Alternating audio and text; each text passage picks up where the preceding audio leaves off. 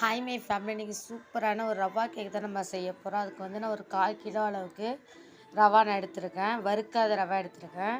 1 cup போல் sugar நான் எடுத்திருக்கேன். நம்ம வந்து இன்றைக்கி எக்லெஸ்ஸில் தான் நம்ம இன்றைக்கி வந்து கேக் செய்ய போகிறோம். ஒரு 100 கிராம் அளவுக்கு ஆயில் அதையும் நம்ம சேர்த்துக்கலாம்.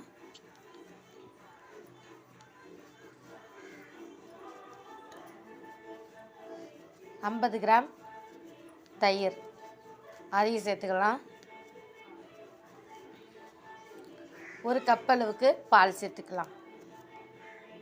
1 ஸ்பூன் பேக்கிங் சோடா.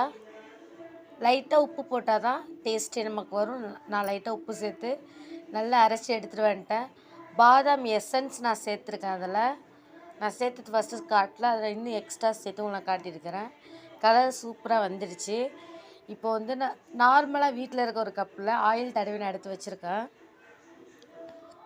நல்லா தட்டி விட்டுக்கலாம். அதை நான் வந்து குக்கரில் தான் இன்றைக்கி செய்ய போகிறேன். அந்த குக்கரில் வந்து பாதி அளவுக்கு தண்ணி வச்சு அதில் ஒரு ரிங் போட்டு மேலே கப்பை தூக்கி வச்சுட்டேன். நான் இதில் வந்து எந்த ஒரு வெயிட்டு வைக்கக்கூடாது. விசில் வைக்காமல் நம்ம இன்றைக்கி சூப்பராக கேக்கு செய்ய போகிறோம். நோ அவன். நம்ம வீட்டில் ஒரு குக்கர் இருந்தாலே போதும், சூப்பராக கேக்கு ரெடி ஆகிடும். கேக் ரெடி ஆகிடுச்சு. இதை வந்து நான் எடுத்துகிட்டு வந்துடுறேன் பாருங்கள். நம்ம வந்து ஒரு ஸ்பூனோ கத்தியை விட்டு பார்க்கணும். அது குத்தி மாவாக இருந்தால் நம்ம இன்னொரு தடவை வேக வைக்கலாம்.